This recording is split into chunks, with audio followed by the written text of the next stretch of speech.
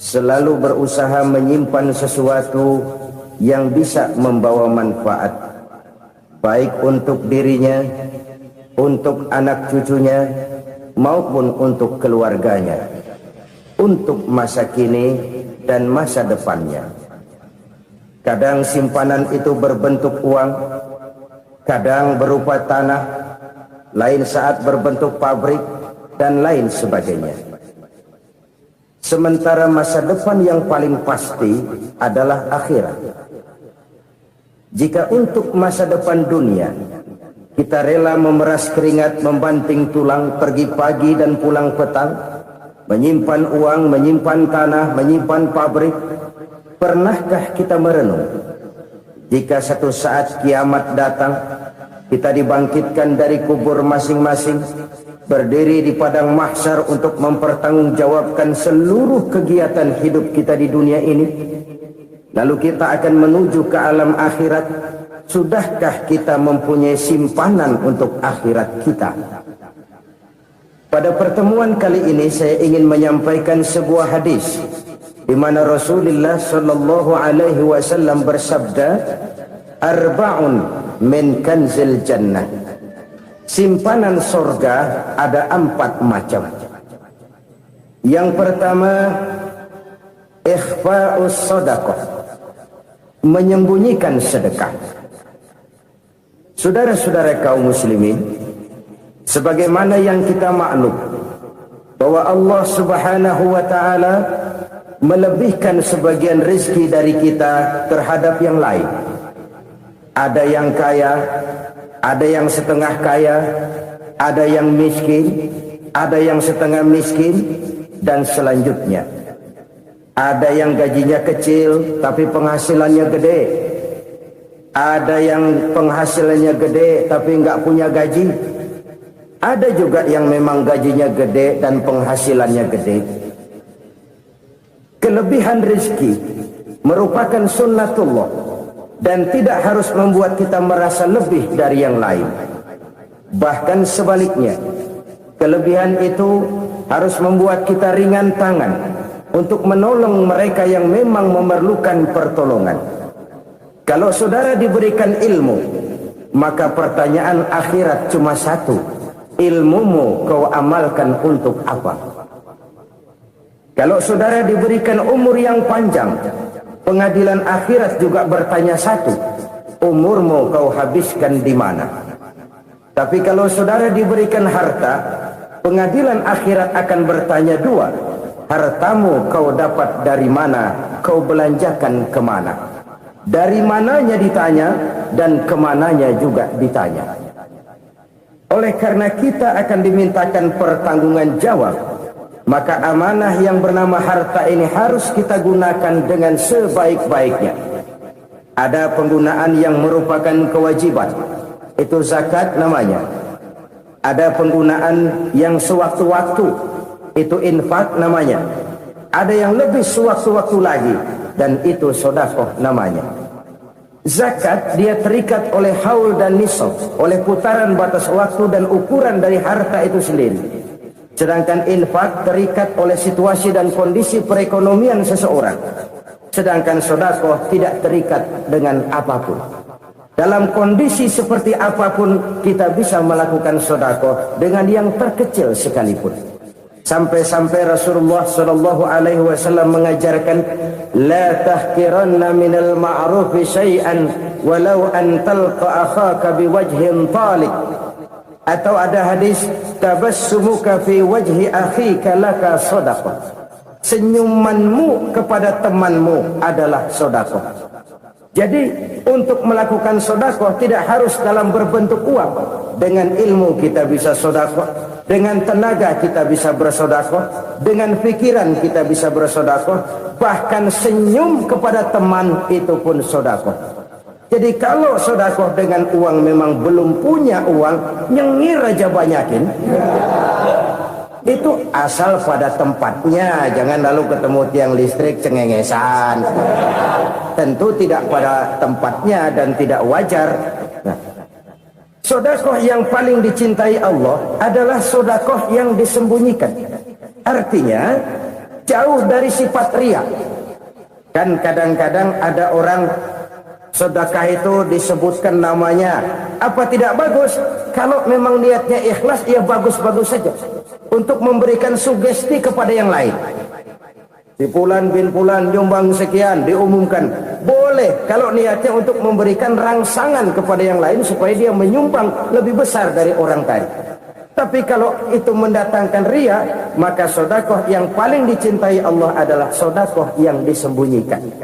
Tangan kiri saja tidak tahu apa yang diberikan oleh tangan kanan. Sedekah yang dilakukan dengan ikhlas akan merupakan perbendaharaan surga, tersembunyi dari pandangan orang lain, tidak seorang pun tahu. Karena memang sikap yang baik adalah melupakan kebaikan dan mengingat kesalahan. Itu salah satu ciri orang bahagia.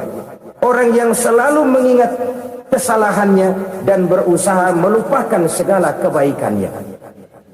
Kalau dia akan ada kebaikan, dia tidak bisa ikut, dia merasa rugi karena dia merasa belum pernah berbuat baik. Tapi kalau akan melakukan kesalahan baru, dia ingat kesalahan yang sudah-sudah, sehingga terhalang baginya untuk melakukan satu kesalahan baru. Demikianlah saudara-saudara, bahwa Allah melebihkan rezeki sebagian kita dari yang lain agar terjadi tolong-menolong dalam kehidupan ini. Jadi kesenjangan yang nature, kesenjangan yang alami, itu sunnatullah. Ada yang kaya, ada yang miskin, ada yang kelas menengah. Nah, kenapa lalu sekarang kita berusaha mengentaskan kemiskinan? Oleh karena adanya kesenjangan struktural. Kalau yang kaya bisa semakin kaya, kenapa yang miskin tidak bisa naik jadi ikut sedikit kaya? Sebab pada dasarnya Islam adalah agama yang sejak turunnya sudah berupaya memerangi kemiskinan. Bahkan dikatakan kemiskinan itu mendekatkan kepada kekufuran. Orang kalau miskin udah dekat banget sama kafir. Gampang menjadi kafir. Berapa banyak saudara-saudara kita yang oleh karena soal perut, oleh karena soal materi, terpaksa meninggalkan dan menanggalkan akidahnya, menjual petunjuk yang diberikan Allah dengan hak kesenangan dunia yang cuma sebentar ini. Na'udzubillah, thumma na'udzubillah. Jadi makin kita sembunyikan satu sedekah, semakin banyak perbendaharaan kita di surga. Sedekah yang paling dicintai Allah adalah sedekah yang disembunyikan. Malahan ada seorang sufi, dia punya kebiasaan kalau pergi sholat Jumat dia bawa uang, itu uang dia taruh di bawah tikar masjid. Dia niat sedekah kepada siapa saja yang nemuin itu duit. Maksudnya apa? Supaya yang nemuin nggak tahu siapa yang punya duit. Demikian dia saking ingin menyembunyikan sedekahnya. Karena sifat riya itu bisa memakan amal kita sendiri. Riya itu termasuk menyebut-nyebut kebaikan kita. Orang yang suka nepuk dada, sedikit-sedikit ngitungnya kalau nggak gua. Tuh kalau nggak gua tuh. Tuh yang belah situ, kalau nggak gua, kalau nggak gua. Iya, kalau nggak lu kenapa emang? Orang yang suka menepuk jasa. Tuh, biasanya memang begitu saudara-saudara. Kalau perang lagi berkecamuk, orang nggak sempat ngaku jadi pahlawan. Tapi begitu perang selesai, yang kagak kenal bedil ngaku pahlawan. Itu sesuatu yang biasa. Oleh karenanya, orang-orang yang ikhlas dalam bersedekah, disembunyikannya sedekah itu, Allah cinta betul. Malahan ada hadis memberikan jaminan, inna sedaqatal mar'il muslimi tazidu fil umri wa tadfa'u mitatas su'i. Sesungguhnya sedekahnya seorang mukmin tazidu fil umri, bisa menambah umur panjang, wa tadfa'u mitatas su'i, dan menyelamatkan manusia dari mati secara su'ul khatimah. Jadi siapa yang kepengen panjang umur, banyaklah sedekah. Yang bosan hidup, pelit terus. Sedekah menambah panjang umur dan menyelamatkan manusia dari mati secara su'ul khatimah. Pak, katanya umur itu nggak bisa ditambah, nggak bisa dikurangin. Kapan? Kalau ajal sudah datang. Fa idza jaa ajaluhum la yastakhiruna sa'atan wa la yastakdimun. Kalau ajal datang tidak bisa dimajukan, tidak bisa dimundurkan. Itu kalau ajal sudah datang. Tidak bisa lagi umur ditambah dikurangi, sudah datang. Tapi kalau belum datang, itu kan haknya Allah. Mau ditambah, mau dikurangi, hak prerogatif Allah. Sebagai pencipta manusia, Allah Maha Kuasa dan Maha Mampu. Sedekah ini menambah panjang umur dan menyelamatkan manusia dari mati secara su'ul khatimah. Itu orang mati kan sama ya, kondisinya mati, nggak nafas.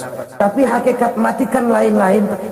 Ada yang mati itu husnul khatimah, baik akhirnya. Misalnya lagi ngaji mati, lagi sholat mati, lagi sedekah mati. Ini yang dinamakan dengan husnul khatimah, baik di akhirnya. Sebaliknya ada yang su'ul khatimah, jelek di akhirnya. Ini yang jadi catatan akhir. Lagi nyekek botol, mampus. Lagi banting kartu, modar. Su'ul khatimah, jelek pada akhirnya. Sedekah menyelamatkan manusia dari mati secara su'ul khatimah. Dan kita semua kepengen mendapat husnul khatimah, jauh dari su'ul khatimah. Oleh sebab itu yang bisa menyelamatkan kita dari penyakit itu antara lain adalah sedekah yang disembunyikan, yang dikerjakan dengan ikhlas karena Allah, tidak karena kepengen dipuji orang, tidak karena ingin dikatakan orang pemurah. Sebab orang dermawan itu orang yang memberi tanpa harus diminta. Kalau masih harus diminta, ya belum dermawan namanya, masih harus diminta. Kalau nggak diminta ya tulus, lolos, polos. Saudara-saudara kaum muslimin rahimakumullah, harta adalah amanat dan akan kita pertanggungjawabkan. Allah melebihkan rizki sebagian kita dari yang lain agar kita saling tolong menolong, bantu membantu. Nabi janjikan, siapa yang meringankan beban saudaranya muslim di dunia, Allah akan meringankan bebannya di akhirat nanti. Sebuah jaminan dari baginda Nabi. Si orang yang kita bantu barangkali tidak bisa membalas, Allah yang akan membalas lewat jalan lain yang tidak pernah kita sangka-sangka. Ada orang tanya, Pak, ini ada orang nyumbang masjid sambil marah-marah, gimana? Saya bilang sumbangannya aja ambil, marahnya jangan. Marahnya jangan diambil, itu urusan dia. Saudara-saudara kaum muslimin rahimakumullah, umat Islam ini kan umat yang punya potensi besar. Kadang kita merenung, kenapa kadang-kadang pembangunan masjid kok lambat sekali? Kalau hotel hari ini peletakan pertama, bulan depan peresmian. Supermarket hari ini peletakan batu pertama, minggu depan peresmian. Tapi kalau sudah yang namanya masjid, kadang-kadang peletakan batu pertama sekaligus jadi batu terakhir. 3 tahun, 4 tahun, campur nebar jalak di jalanan, duit dijaring kayak ikan sepat. Apa tidak ada orang Islam yang kaya? Banyak. Apa tidak ada pengusaha muslim yang jadi konglomerat? Ada. Lalu yang belum banyak itu yang komit terhadap nilai-nilai agamanya. Akhirnya kita jatuh jadi umat yang lemah.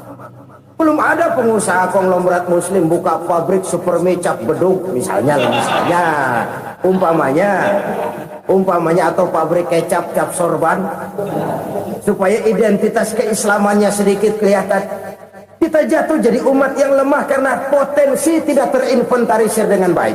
Kita ini ibarat kompor yang cuma matengin nasi orang lain. Potensi kita dimanfaatkan oleh orang lain. Ukhuwah Islamiyah kita baru terbatas kepada silaturahmi. Ukhuwah di bidang ekonomi kita lemah, ukhuwah di bidang kebudayaan kita lemah, apalagi ukhuwah di bidang politik kita lebih rapuh lagi.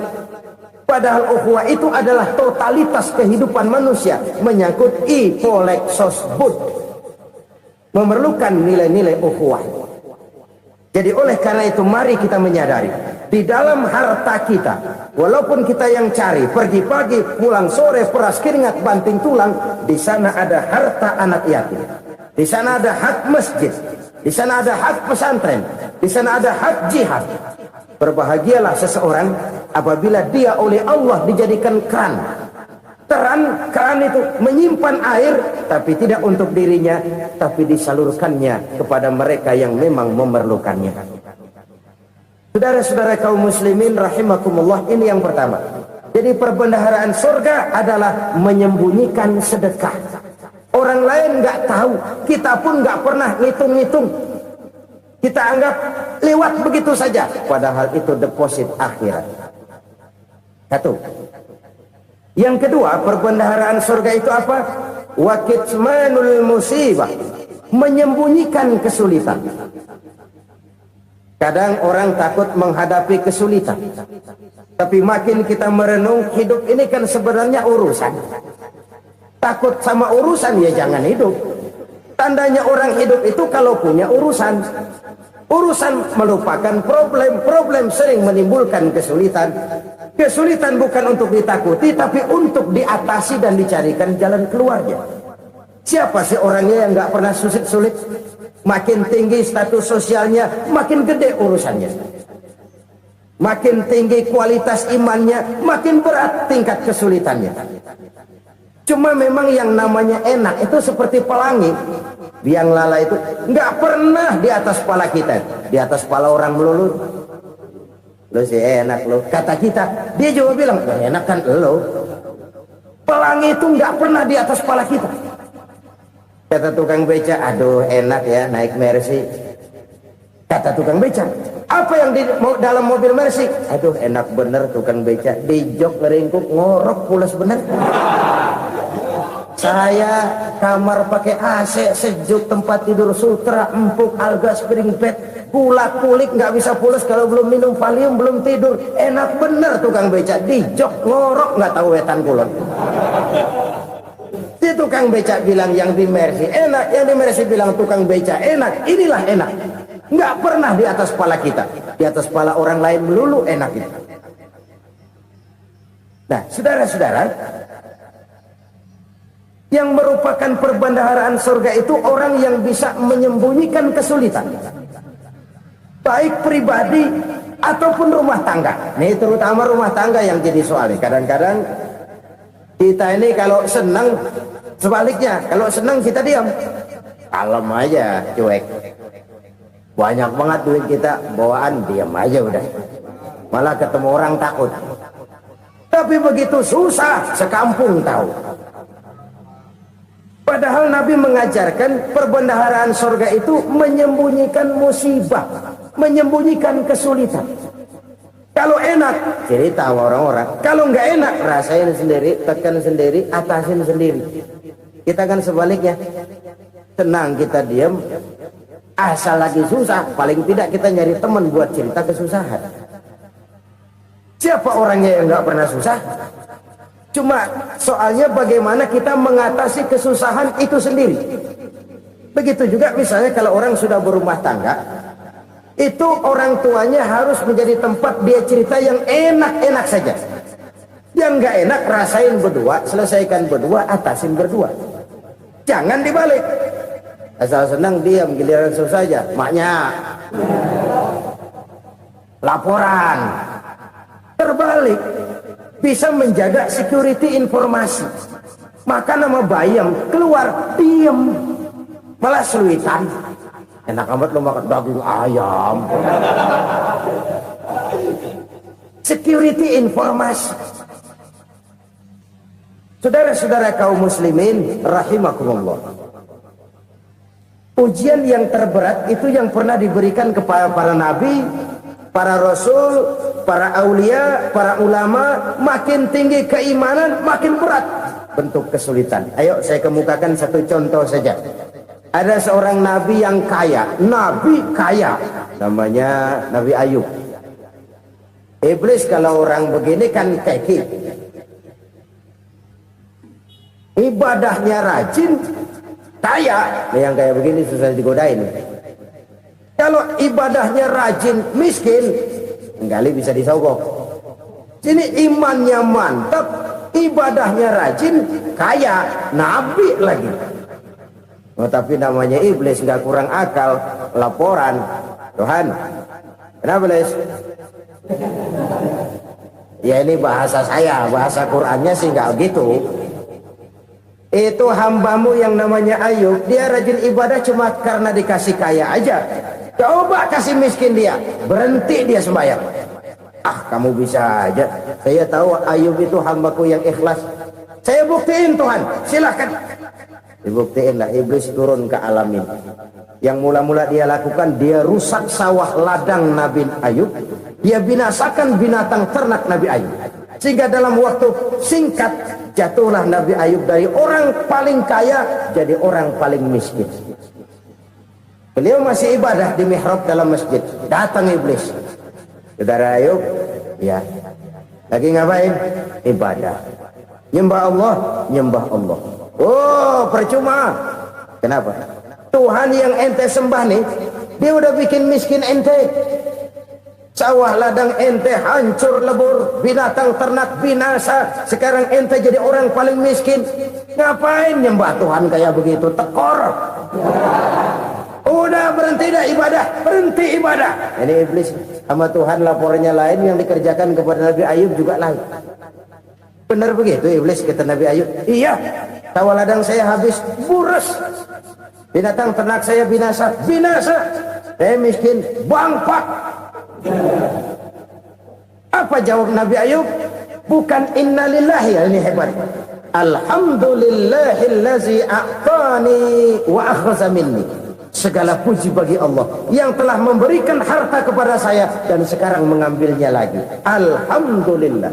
Allah yang ngasih, Allah yang ambil. Itu mah urusan Allah. Iblis cuman ibadah jalan terus, sujud lagi Nabi Ayub. Iblis seleher gondok banget. Dasar Nabi nggak mempan dia apa-apain. Miskin malah alhamdulillah. Allah yang ngasih, Allah yang ngambil. Jadi kalau kita tidak komit, kita tidak terikat kepada kaya, miskin, senang, susah, apa yang bisa bikin kita susah? Jadikan kekayaan, kemiskinan, jadikan senang, susah sebagai anak buah yang bisa kita atur. Jangan kekayaan ngatur kita, jangan kemiskinan ngatur kita. Kita yang harus mengatur mereka. Senang, susah, kaya, miskin, bahagia, sengsara, jadikan itu anak buah yang bisa kita atur. Kalau sekarang kita kaya, lain saat boleh jadi kita miskin, semiskin-miskinnya. Allah yang ngasih, Allah yang ngambil. Tenaga mana yang bisa menghalangi? Ibadah jalan terus. Iblis makin gondok. Dasar Nabi loh. Akhirnya apa? Nabi Ayub dikerjain, diberikan penyakit. Demikian fatal penyakitnya. Bayangin, udah miskin sakit. Masya Allah. Miskin sakit. Sakitnya nggak lama, kira-kira 16 tahun. Istrinya 3, 2 mental minta ceraiin. Ngerawatin laki bengek begini. Senang belum tentu, susah udah pasti nih. Cerai aja, cerai dah. Cerai. Tinggal satu Siti Rahmah yang setia menemani beliau. Sesetia-setianya hati perempuan. Satu saat Siti Rahmah bilang, "Bang, iya, abang kan Nabi, Bang. Lalu, namanya Nabi kan doanya jarang meleset, Bang. Maksud kamu minta kenapa sih sama Tuhan biar abang sembuh, baik dah, Bang?" Siti Rahmah, iya. Saya sakit berapa tahun sih dah? 16 tahun, Bang.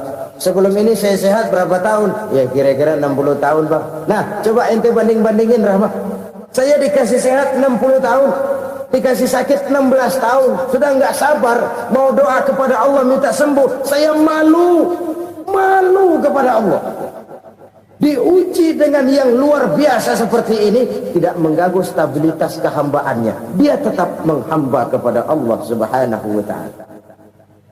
Saudara-saudara kaum muslimin rahimakumullah.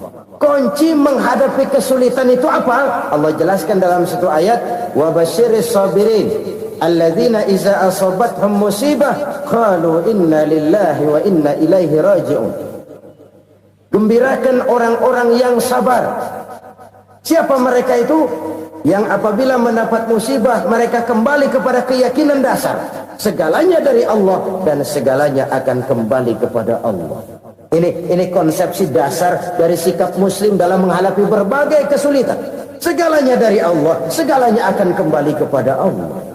Kalau ini sudah kondisi dasarnya, maka kita akan lapang menghadapi kenyataan bagaimanapun pahitnya. Apakah itu namanya miskin, apakah itu namanya sakit, bahkan maut sekalipun. Segalanya dari Allah, segalanya akan kembali kepada Allah. Ini sikap hidup, bukan sekedar ucapan. Kita kadang-kadang menjadikannya sebagai ucapan. Mulutnya sih nggak berhenti, innalillahi wa inna ilaihi rajiun, tapi nangisnya terus gerung-gerungan. Bukan itu, ini kesadaran moral. Kalau segalanya dari Allah, segalanya kembali kepada Allah, kan sebenarnya cuma nunggu giliran. Hari ini saya nyembayangin dia, entah hari apa saya disembayangin orang. Hari ini saya antar dia ke kubur, entah hari apa orang nganterin saya ke kubur. Hari ini saya tahlilkan dia, entah nanti kapan orang tahlilkan saya. Segalanya dari Allah, segalanya akan kembali juga kepada Allah. Oleh sebab itu saudara-saudara, kesulitan bukan untuk ditakuti. Kesulitan justru untuk diatasi, dicarikan jalan keluarnya. Dan tidak ada orang yang tidak pernah mendapat kesulitan. Tidak ada. Semakin tinggi status sosial, semakin tinggi kualitas keimanan, semakin besar juga tingkat kesulitan. Hanya saja bagaimana cara kita mengatasinya. Dan Al-Quran menyatakan inna ma'al usri yusra. Di balik kesulitan itu pasti ada kemudahan. Roda itu berputar.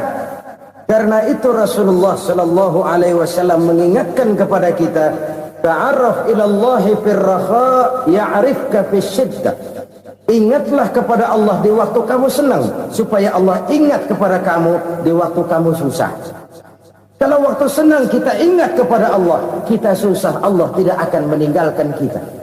Tapi kalau waktu senang kita jauh dari Allah, sujud tidak sempat, dengan masjid jauh, ketika senang kita lupakan Allah, nanti begitu kita susah,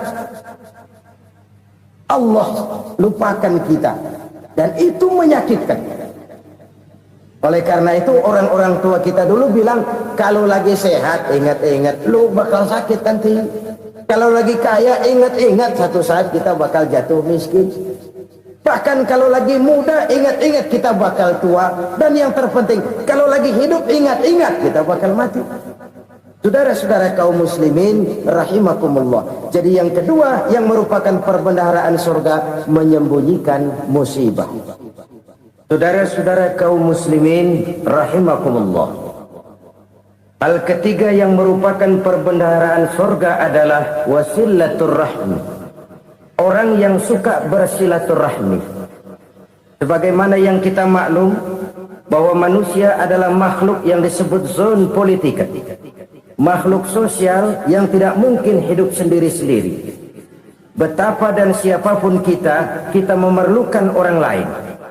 Bodoh betul manusia kalau tinggal di tengah masyarakat tapi tidak mau bermasyarakat. Merasa hebat sendiri, pinter sendiri, gagah sendiri, kaya sendiri. Mungkin kalau mati juga ngubur sendiri. Jangankan kita di sini, di sorga saja Nabi Adam waktu sendirian bengong melulu, mondar mandir. Allah tegur dalam sepidang. Ya ini kalau bahasa saya. Iya Tuhan, sepi ini nggak ada coret-corekan pisan ini. Diciptakan Siti Hawa baru anteng Nabi Adam. Itu di surga. Cobalah. Umpamanya saudara tinggal di Jakarta nih. Kayak bener. Apaan aja di Jakarta punya saudara deh. Jembatan Semanggi ambil. Monas buntel bawa pulang. Hotel-hotel ambil semua. Cuman tinggal di Jakarta sendirian, apa enak? Betapa dan siapapun kita perlu orang lain. Tidak ada seorang pun yang bisa memenuhi kebutuhan hidupnya secara sendiri-sendiri. Nah, Islam telah menyelamatkan manusia dari ras diskriminasi. mengikat manusia dengan persaudaraan yang berlandaskan kepada akidah. Karena itu dianjurkan bersilaturahmi. Bahkan Nabi menyatakan, man arada ayyubsata lahu fi rizqihi wa yunsa'a fi atharihi falyasil rahimah. Siapa yang kepengen diluaskan rezekinya dan dipanjangkan usianya, banyaklah ia bersilaturahmi. Siapa yang kepengen dimudahkan rezekinya, hendaknya ia banyak bersilaturahmi. Kalau banyak teman, kesulitan kan paling tidak ada tempat cerita. Udah susah sendirian, kita pikirin diri, nggak ada tempat tukar pikiran. Cepet banget sama bengek. Dilawan sendiri. Nah, secara makro kita bisa berkata, tidak mungkin ada kemenangan kalau tidak ada kekuatan. Tidak ada kekuatan kalau tidak ada kesatuan dan persatuan. Tidak mungkin ada kesatuan dan persatuan tanpa semangat silaturahmi. Kalau umat Islam mau menang, dia harus kuat. Kalau umat Islam mau kuat, dia harus bersatu. Kalau umat Islam mau bersatu, dia harus membudayakan silaturahmi ini. Bahkan sampai-sampai kata Nabi, kalau bisa cari nilai tambah. Apa? Silman koto'ak. Bersilaturahmilah kau kepada orang yang marah denganmu. Masya Allah, indahnya ajaran agama kita. Orang yang marah pun kepada kita, kata Nabi, kalau bisa bersilaturahmilah kepadanya, kepada orang yang marah itu. Di situ nilai tambah. Cuman jujur nih hadis, ngucapinnya gampang, ngamalinnya yang berat banget. Orang marah sama kita, kita disuruh silaturahmi. Ada apa malu? Lu marah, ada gua marahan lagi. Tunggu pikirin. Saudara-saudara kaum muslimin rahimakumullah. Tapi ini yang diajarkan, bahkan ini yang dicontohkan oleh baginda Rasul. Bagaimana begitu mudah, misalnya satu saat Abu Jahal ini ngatur strategi bagaimana bikin Muhammad celaka. Dia gali lubang di depan tempat tidurnya. Dia tutupin daun kurma. Terus dia panggil seseorang, ke sini. Kasih tahu Muhammad, pamannya sakit keras, minta ditengokin. Berangkat orang ini ke sana. Muhammad, labbaik. Pamanmu sakit keras, dia minta ditengokin. Baik, saya akan datang menjenguk beliau. Berangkatlah Nabi ke rumah Abu Jahal tanpa prasangka apapun. Abu Jahal udah pasang stil, selimut 3 rangkap setengah dia pakai, persis kayak orang meriang. Tapi sembari ngintip dari balik selimut. Begitu Muhammad buka pintu, nah masuk perangkapnya. Muhammad jalan menuju tempat pembaringan. Makin lama makin dekat, makin lama makin dekat, makin dekat ke lubang yang dipasang oleh Abu Jahal itu. Dalam hati Abu Jahal, terus dah jatuh, mampus dah lu ini. Mampus lu hari ini. Apa yang terjadi? Malaikat Jibril datang. Muhammad, pamanmu cuma pura-pura sakit. Di depan tempat tidurnya ada lubang perangkap supaya kamu jatuh ke situ. Sudah, kamu pulang. Balik kanan Nabi. Sudah hampir jatuh ke lubang, balik kanan, pulang. Bayangin kecewanya Abu Jahal. Muhammad dikit lagi, Muhammad dikit lagi. Enggak paman, saya pulang aja. Emosi bangun dari tempat tidur, enggak sadar kalau lagi pura-pura sakit. Lompat ngejar Nabi, dia lupa dengan lubang yang dia gali. Usrah nyemplung sendiri ke dalam lubang.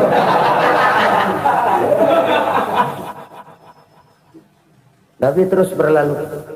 Ini terjadi keanehan. Jatuh ke lubang yang dia gali itu sebenarnya nggak terlalu dalam ya, antara 3-4 meteran lah. Tolong saya jatuh ke lubang ini. Datanglah pelayan-pelayannya itu. Angkat saya dari sini. Oh, ngulurin tambang. Satu gulung belum juga nyampe itu tambang. Kurang beli lagi ke warung. Sambung ulur lagi, nggak juga bisa sampai. Wah ini kerjaan Muhammad ini. Tolong siapa salah seorang kamu ke rumah Muhammad, kasih tahu encangnya kecebur. Minta ditolongin. Sampaikan kepada Rasul. Kenapa? Pamanmu jatuh ke lubang, Muhammad minta tolong diangkatin. Tambang udah nyambung-nyambung nggak nyampe juga. Ya, nanti saya datang saya tolong. Cobain. Nyata-nyata orang berniat jahat mau mencelakakan dia, datang dia menolong. Ini yang disebut air tuba dibalas air susu ya ini, bukan sebaliknya. Air tuba dibalas air susu. Paman, kecebur ya? Iya Muhammad, tolong ini. Pegang tangan saya. Nabi ulurkan tangannya, nyampe, dipegang oleh Abu Jahal, diangkat ke atas, sampai atas. Apa kata Abu Jahal? Sihirmu memang hebat Muhammad. Udah ditolongin dikata sihir. Yang enak kita kemplang kan itu orang begitu. Urusan apa? Tapi inilah akhlak. Kalau bisa kamu bersilaturahmilah dengan orang yang marah kepadamu sekalipun. Orang marah kita tetap baik. So, kalau kita berbuat baik sama orang yang memang baik, rasanya sih biasa-biasa aja. Orang baik kita baik lagi, ya draw aja, belum ada nilai tambah di situ. Baru ada nilai tambah kalau kita bisa berbuat baik kepada orang yang nyakitin kita. Itu namanya kita setingkat di atas dia.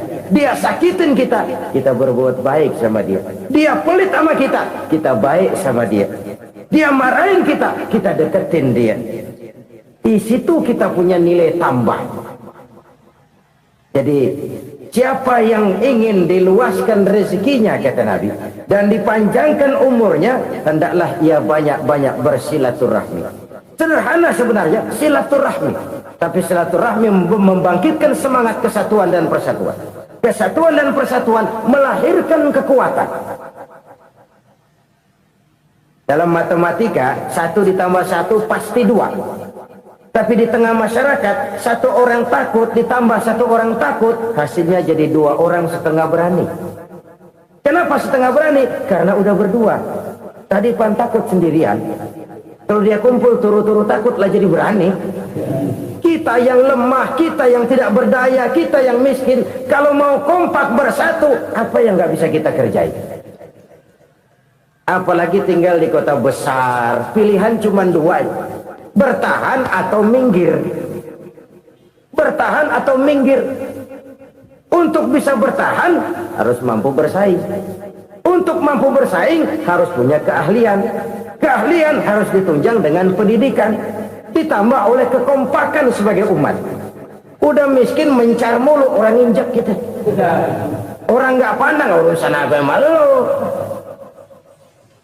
Oleh karena itu silaturahmi pada hakikatnya merupakan ruh dari ukhuwah yang diajarkan oleh agama kita. Bagaimana Islam menyelamatkan masyarakat manusia dari ras diskriminasi, mengikat manusia, dan tidak ada persaudaraan yang lebih indah selain persaudaraan yang diikat dengan nilai-nilai akidah. Sepanjang orang di jalan Allah, itulah saudara kita. Keluar dia dari jalan Allah, selesailah persaudaraan sampai di situ. Karena itu, kalau ingin menyimpan sesuatu di surga, banyaklah bersilaturahmi. Datang ke rumah ini, datang ke rumah itu, dan lain sebagainya. Itu simpanan kita di akhirat nanti. Ini yang ketiga.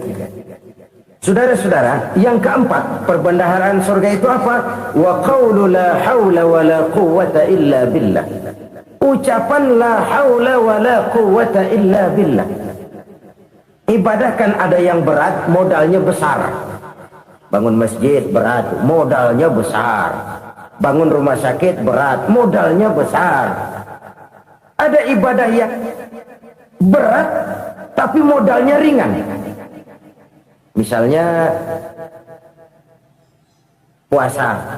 Puasa itu berat, mengendalikan nafsu. Kalau sekedar nggak makan nggak minum sih enteng. Mengendalikan nafsu itu jihad terbesar, tapi kan modalnya ringan, cuma niat saja. Ini ibadah berat, modalnya ringan. Ada ibadah yang ringan, modalnya juga enteng, seperti termasuk ucapan la haula wa la quwwata illa billah. Tanpa sadar, la haula wa la quwwata illa billah, nyelengin tuh di surga. Nyelengin, kita nggak terasa, nyelengin simpanan akhirat. La haula wa la quwwata illa billah, nyimpan lagi. Kaget, la haula wa la quwata illa billah, nyimpan lagi, banyak simpanan. Walaupun sebenarnya yang dimaksud di sini adalah kesadaran batin bahwa tidak ada daya dan kekuatan kecuali Allah. Itu intinya. Kita memulai pekerjaan disunahkan baca bismillah, kan begitu. Apa itu? Kesadaran moral. Bahwa ini saya bisa kerjakan. Saya kerjakan ini dengan menyebut nama Allah. Kenapa? Kalau Allah tidak memberikan daya dan kekuatan, mana mampu saya kerjakan ini. Maka saya kerjakan ini dengan menyebut nama Allah. Bismillah. Kesadaran moral. Manusia hanya wajib berusaha, tapi nggak pernah wajib berhasil. Banyak hal-hal yang kalau kita renungkan secara rasio nggak mungkin, tapi jadi kenyataan. La haula wala quwata illa billah. Tidak ada daya dan kekuatan kecuali bagi Allah semata-mata. Kesadaran moral akan kelemahan dan keterbatasan makhluk bernama manusia. Kadang kita kagum dengan otak, tapi kita sering lupa sama yang bikin otak. Padahal bagaimanapun hebatnya otak, yang bikin otak pasti lebih hebat dari otak. Nggak percaya, silahkan otak-otakan. Inilah kecenderungan. Kita kagum dengan pesawat-pesawat mutakhir, bukan main besi gede banget terbang itu. Alangkah hebatnya. Lalu apa yang bikin otak tidak lebih hebat dari itu semua? Kita puji laut, apa yang bikin laut tidak lebih hebat dari laut itu? La haula wala quwata illa billah. Tidak ada daya dan kekuatan kecuali Allah. Apa yang bisa kita lakukan kalau tidak karena daya dan kemampuan yang diberikan oleh Allah kepada kita? Lahirlah sikap tawadu, rendah hati, tidak melonjak menjadi angkuh dan sombong, sadar akan kelemahan dan keterbatasan diri sebagai makhluk yang diciptakan oleh Allah Subhanahu wa taala. Jadi satu sisi ini ucapan yang berpahala, la haula, jadi wiridan. Pada sisi lain ini kesadaran moral, sikap mental, kesadaran batin bahwa yang punya daya dan kekuatan itu cuma Allah. Kita nggak pantas untuk sombong, sebab sombong itu pakaiannya Allah. Kita nggak sedang pakai pakaian Allah, kegedean. Dan makin kita renungi, makin terbentur. Apa sih yang bisa kita sombongin? Kita mau sombong apa? Kaya? Pinter? Itu kan semua relatif. Di atas langit masih ada langit lagi. Jadi oleh karenanya, marilah kita menyadari. Manusia hanya wajib berusaha, tapi tidak pernah wajib berhasil. Yang berusaha saja tidak wajib berhasil, apalagi yang tidak berusaha. Islam bukan agama orang pemalas yang selesai sholat lalu ngelohong, nggelenggem ayem-ayem. Tapi Islam bukan agama orang sombong yang setelah berusaha lalu tidak memerlukan Allah. Kita bisa saja bikin proyeksi, tahun sekian kita bakal panen besar menurut perhitungan otak. Tapi ada kejadian lain. Apa? Tikus ngambek. Habis itu dimakanin tikus, panen gagal. Proyeksi rasional gagal oleh tikus-tikus yang ngambek itu. Bisa saja terjadi. Tahun depan kita panen besar, urung. Kenapa? Musim panas panjang. Dan sekarang ini koran-koran bikin berita musim mengalami penyelewengan. Bukan cuma manusia yang nyeleweng sekarang. Musim pakai nyeleweng. Mestinya kan musim hujan udah selesai, masih hujan-hujan juga. Musim. Nah sekarang kita boleh bikin proyeksi, kita bakal panen besar. Tahu-tahu musim panas panjang, sawah retak, air kering. Cari teknokrat yang paling botak, suruh pendekin tuh musim panas. La haula wa la quwata illa billah. Inilah kesadaran moral. Saudara, saya teringat satu saat ada seorang konglomerat. Umurnya ya kira-kira 70-an. Satu saat dia ditanya oleh wartawan, "Pak, umur Bapak berapa sih?" "Ya paling 10 tahun." 10 tahun? 10 tahun? Anak Bapak berapa orang? Satu. Satu saja? Satu. Harta Bapak berapa? Ya paling-paling bangsa 7 juta kali. 7 juta? Iya. Pak, kenapa Bapak bohongi saya? Bapak punya buku biografi. Koran-koran, majalah-majalah banyak memuat cerita riwayat hidup Bapak. Saya tahu umur Bapak 70. Kenapa bilang cuma 7 tahun? Saya tahu anak Bapak 8. Kenapa cuma bilang 1? Saya tahu harta bapak miliaran, mungkin triliunan, pabrik di mana-mana, bank di mana-mana. Kenapa bilang uang bapak cuma 7 juta? Nah, kata si konglomerat tadi, kamu benar nak, kamu benar. Umur saya kalau jumlahnya memang 70 nak. Cuman ingat-ingat saya, baru 7 tahun terakhir ini saya sujud. Baru 7 tahun terakhir ini saya berusaha dekat dengan Allah. Saya laksanakan perintahnya, saya jauhi larangannya. 7 tahun inilah rasanya yang ada nilainya di hadapan Allah. Yang 63 tahun matong, kelabu, kelam umur gue. Habis untuk maksiat, untuk munkarat. Maka ketika ditanya tadi, umur saya 7 tahun itu. Oh begitu Pak. Oh iya. Lalu anak Pak, anak bapak kan 8. Kenapa bilang cuma 1? Nah, kalau jumlah hitungannya memang anak saya 8. Tapi dari 8 orang ini rasanya cuma 1 nih yang bakal jadi buah hati, belahan jantung, pelanjut cerita, penerus sejarah, bakal jadi anak soleh yang akan mendoakan saya. Cuman 1 rasanya anak saya ini yang bakal jadi buah hati saya, besar-besaran saya, yang akan mendoakan di kubur saya, yang akan mendoakan di akhirat saya. Yang 7 orang mana? Masya Allah, yang atu tenggeng, yang atu nyekek botol ngolo, yang atu nggak karu-karuan. Makanya saya bilang 1 anak saya yang akan bisa mendoakan saya. Oh begitu Pak. Iya. Nah harta Pak, harta bapak kan triliunan, pabrik bapak di mana-mana, uang bapak hampir di tiap bank-bank besar. Kenapa bilang cuma 7 juta? Betul kau nak. Harta saya kalau jumlahnya memang miliaran, triliunan mungkin. Tapi yang saya ingat baru 7 juta tuh yang saya belanjakan di jalan Allah. Saya nyumbang masjid, saya santuni yatim piatu, saya bantu pembangunan pesantren, saya bantu pembangunan rumah sakit Islam. Itu yang akan saya bawa pulang ke akhirat, yang 7 juta itu. Yang triliunan itu nanti akan diperebutkan oleh anak-anak saya sebagai waris saya. Jadi harta saya 7 juta itu yang bakal nemenin saya di akhirat, yang akan saya bawa pulang jadi teman saya. Saudara-saudara kaum muslimin, jangan-jangan orang tua itu adalah kita-kita ini. Jangan-jangan kita-kita ini adalah orang tua itu. Jangan-jangan itu potret dari diri kita masing-masing. Dari sekian umur yang diberikan Allah, berapa tahun yang ada nilainya di hadapan Allah? Dari sekian anak-anak yang merupakan amanah, berapa yang akan mendoakan kita sebagai orang tuanya menjadi anak soleh?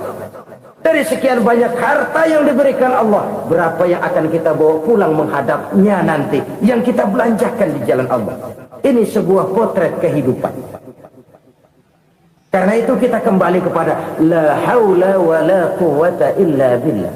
Kita wajib berusaha, kita wajib berikhtiar. Selebihnya segala daya dan kekuatan hanya milik Allah saja semata-mata. Satu kesadaran batin dari setiap pribadi muslim.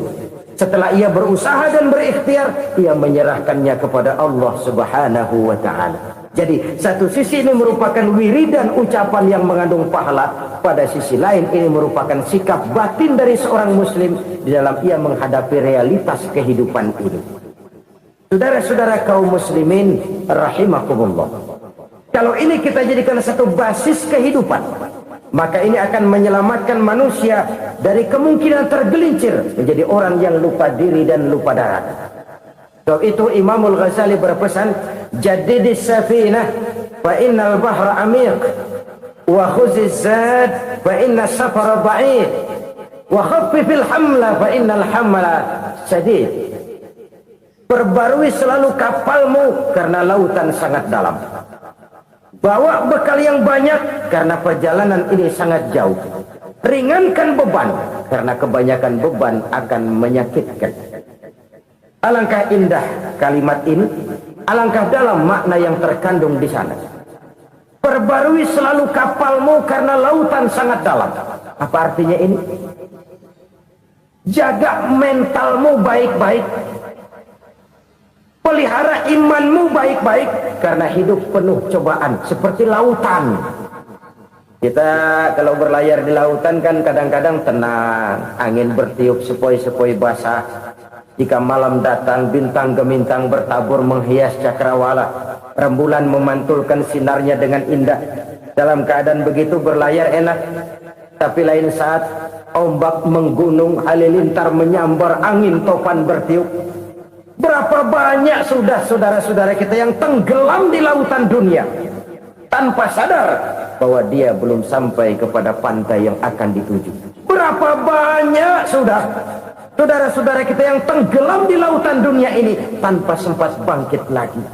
Dia menyangka sudah sampai kepada tujuannya. Hati-hati kapal jangan sampai bocor karena lautan sangat dalam. Iman ini jaga baik-baik karena hidup penuh dengan ujian. Wa khuzizat fa inna safara ba'id. Bawa bekal yang banyak karena perjalanan sangat jauh. Saudara mau ke Bandung, bawa duit. Saudara mau ke Surabaya, banyakan lagi duitnya. Saudara mau ke Mekah, gepokan, iketan tuh duit, nggak lembaran lagi. Makin jauh perjalanan, makin banyak bekal yang harus kita bawa. Kalau saudara dari Jakarta mau ke Surabaya, kagak bawa duit berangkat juga, itu sih bukan berani namanya, nekat. Sampai Surabaya belum tentu, sengsara di jalan udah pasti. Kenapa? Nggak bawa bekal berangkat. Sama juga kita nih, misalnya belum sempat sembahyang, mati. Waduh, berani banget orang. Belum punya bekal, mati. Sengsara di jalan. Atau bekal tidak cukup. Dari Jakarta saudara mau ke Surabaya, bawa duit 500 perak. Paling jauh Cikampek nyampenya itu. Paling jauh itu. Antara jauhnya perjalanan dengan bekal yang saudara bawa tidak seimbang. Hidup ini perjalanan panjang, a walking tour. Dimulai dari alam arwah, sebelum jasad diciptakan, roh diciptakan lebih dulu. Dari situ pindah ke alam rahim, dari alam rahim pindah ke alam dunia, dari alam dunia pindah ke alam barzakh, baru menuju akhirat. Satu perjalanan panjang. Kalau bekal tidak bawa, sengsara di jalan. Bawa bekal yang banyak karena perjalanan ini sangat jauh. Wa khaffifil hamla, ringankan beban karena beban itu cuma akan menyulitkan. Kalau bekal itu sih keperluan, tapi beban nggak kita perluin, coba ngeberat-beratin. Apa ini beban?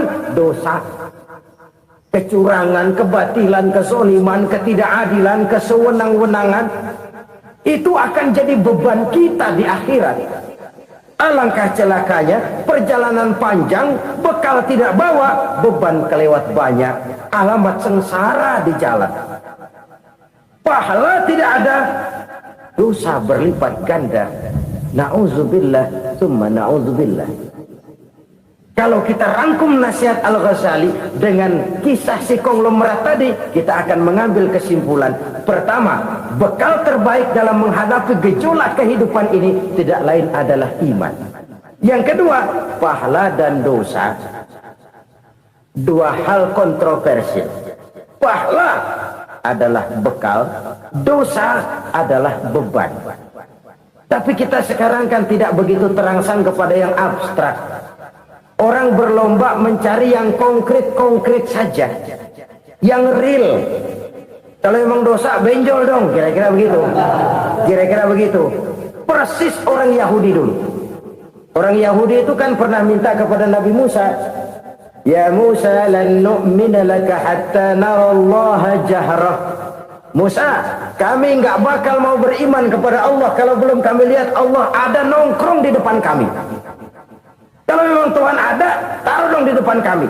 Mau yang konkret-konkret saja. Kalau memang dosa, benjol dong. Kalau memang pahala, berasa dong. Orang terangsang kepada yang real, yang konkret-konkret saja. Karena itu, untuk mengejar dosa, orang mau bayar. Tapi untuk mengejar pahala, walaupun tidak bayar, orang segan. Ini yang dikatakan oleh Nabi, kamu mengharapkan ke surga, tapi kamu berat melaksanakan sesuatu yang bisa membawa kamu ke surga. Kamu ingin jauh dari neraka, tapi tiap saat kamu lakukan perbuatan-perbuatan yang justru menjerumuskan kamu ke neraka. Idda'aitum an-najata minan nar wa ramaitum fiha anfusakum. Kamu ingin selamat dari neraka, tapi kamu lemparkan diri kamu ke neraka. Kamu ingin masuk surga, tapi berat sekali kamu melakukan perbuatan-perbuatan yang bisa menyampaikan kamu di surga. Saudara-saudara kaum muslimin rahimakumullah. Jadi hal keempat yang merupakan perbendaharaan surga adalah la haula wa la quwwata illa billah. Satu sisi ini merupakan ucapan yang memperberat timbangan akhirat. Pada sisi lain ini merupakan sikap hidup seorang muslim, kesadaran batin yang sangat dalam bahwa tidak ada daya dan kekuatan kecuali Allah. Dan itu kita simbolkan pada saat memulai pekerjaan dengan Bismillah, dengan menyebut nama Allah. Satu kesadaran moral, saya hanya bisa melakukan ini karena diberikan daya dan kekuatan oleh Allah. Lahirlah sikap tawadu, rendah hati, tidak melonjak menjadi angkuh dan sombong. Saudara-saudara, sampai sini dulu jumpa kita kali ini. Semoga 4 perbendaharaan surga ini dapat kita lakukan, yang kelak akan merupakan bekal kita di kemudian hari nanti. Amin ya rabbal alamin. Terima kasih atas segala perhatian. Mohon maaf atas segala kekurangan. Usikum wa iyaya bitaqwallah. Wassalamualaikum warahmatullahi wabarakatuh. Assalamualaikum warahmatullahi wabarakatuh. Kembali lagi bersama saya di channel Jalan Berkah. Untuk yang sudah menonton ceramah di channel Jalan Berkah, terima kasih. Semoga bermanfaat dan semoga menjadi amal jariah bagi beliau. Mungkin itu saja. Sekian dan terima kasih. Wassalamualaikum warahmatullahi wabarakatuh.